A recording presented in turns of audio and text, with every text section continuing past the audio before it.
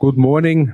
Staying here so early, and we did not expect to having so many participants in this morning. Thanks for Moshe to being with us. It's also for him. It's even more early because he's sitting in Houston, Texas. What? So, Moshe, you have. So, but knowing Moshe, you know that he doesn't sleep so much. So it's. For today, we are somehow, let's say, yesterday we had a computer science poor sessions. No, it was nearly exclusively about computer science, the pros and cons of different approaches and how they could be merged. Today, also we start with computer science, but then we are broadening up and we are looking at philosophy. We are looking at, let's say, the use of computer science methods in other sciences. And at the end, we are looking at institution. What does this mean? This, let's say, there's a discussion whether this is a paradigm shift or not. Let's agree on the notion of shift at least. What does this shift mean for institutions? I'm happy to welcome Helga for the morning session. I think she's the proper person to moderate this session because those of you who do not know Helga, she's coming, let's say, from sociology and social technology studies, science technology studies, but more important, she is the grand dame of European research. And I thank you for being with us, and I hand over to you. Thank you, Hannes, and good morning, Moshe. So this morning, welcome to the second day and the first session of the second day. The theme of this morning and of this session in particular is, are we moving towards a new science, new computer science? This, of course, has some affiliation with the Nuova Scienza of the 17th century of Vico. And at that time, it meant to bring in the humanities. And I think if we speak about a new science this morning, it should be in the inclusive sense, not just of science as it is being used in the Anglo-American sense, the natural sciences, but including all sciences, as was the term in the 19th century of Wissenschaft. So I'm very happy to be able to introduce Moshe. Moshe hardly needs an introduction.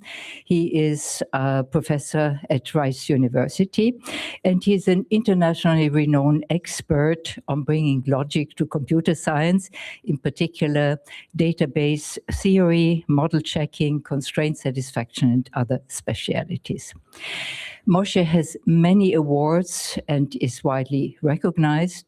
Among his awards, I only would like to mention the Gödel Prize that he received here, if I'm correct. The Knut Prize, he's a member of the National Academy of Science, and many other distinctions. He was also for a long time the editor-in-chief of ACM Communication. We saw some examples yesterday, and now he is senior editor.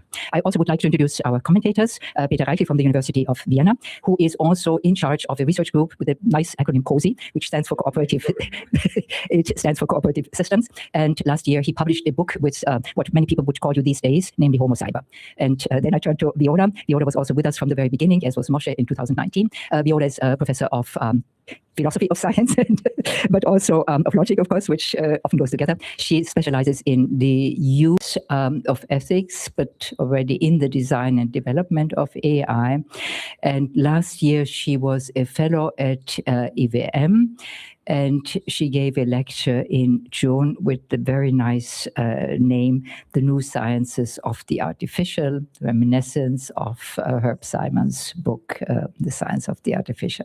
So I will stop here and we all listen to what Moshe has to tell us.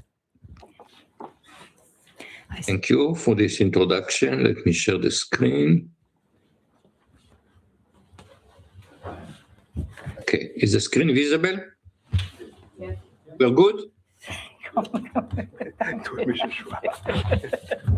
morning exercise.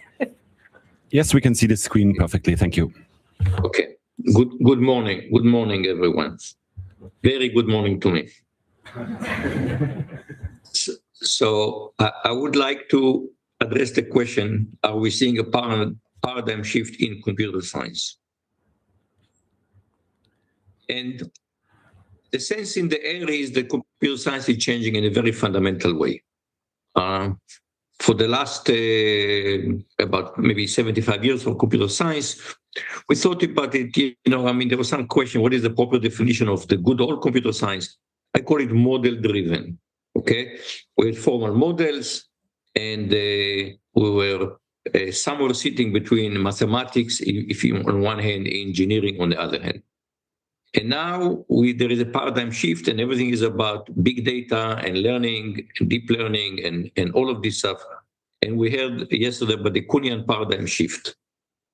And the typical example when people think about the Kuhnian paradigm shift is a shift from the geocentric model to the heliocentric model. So after, it took a while before people accepted that the sun is in the center and the earth rotates around the suns.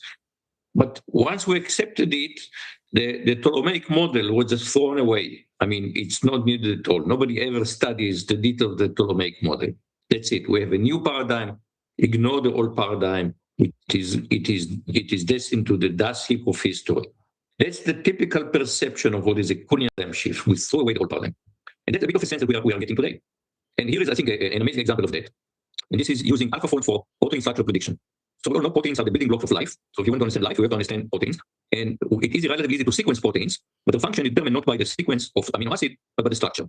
And it took enormous experimental effort to determine the structure of about 100,000 proteins, which is a tiny fraction, there are billions of different proteins. And we know sequences, but we don't know structure. And Alphabet was a new approach developed by DeepMind, Google's DeepMind, combining machine learning and structural knowledge. And it demonstrated amazing accuracy compatible with experimental structures, and published in 2021 in Nature. And within 3 years, received the Nobel Prize in Chemistry. I don't know there is any other work that has gone so fast from publication to Nobel Prize. And unlike the Nobel Prize in Physics for deep learning, this one is not controversial. I mean, people in chemistry say, yes, this was a problem in chemistry. And that's kind of an example of the new paradigm. People have worked for decades trying to come up with algorithm to do protein folding. And now, based on deep learning, we have a new approach. So in a issue last month of communication with the CM, we heard a lot about it yesterday. Vasant Dar wrote the paradigm shift in AI, and he described how the current general AI has reached a major barrier. Machine can learn through self-supervision. And he argued that by now, AI is what we call general purpose technology. So the biggest shift in engineering, at least, is when we have general purpose technology. Electricity is general purpose technology. Computing was a general purpose technology. And now he argued that we have a new general purpose technology, and we will see a rapid development of transformative application across the economy. And in particular, for the first time, we can converse with an entity, however imperfectly, about anything, as we do with other humans. So, paradigm shift. That's the argument. And the trend that we've seen over the past several years was what's called scaling. And the scaling hypothesis was put forward by Rich Sutton in a paper 5 years ago called The Bitter Lesson.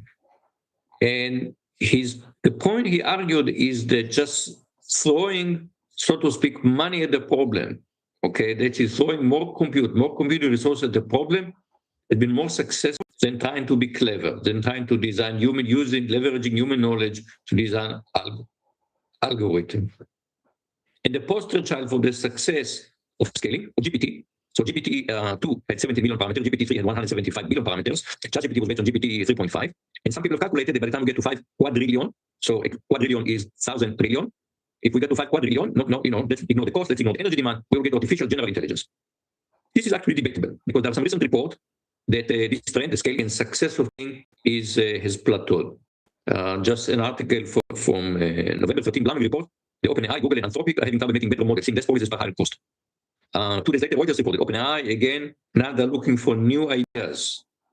They're seeing that just scaling does not seem to work. And it was put very sharply by Ilya Sutskever. So he's the ousted OpenAI co-founder, and I'll come back to this, to the OpenAI saga. And he argued that just continuing to scale AI model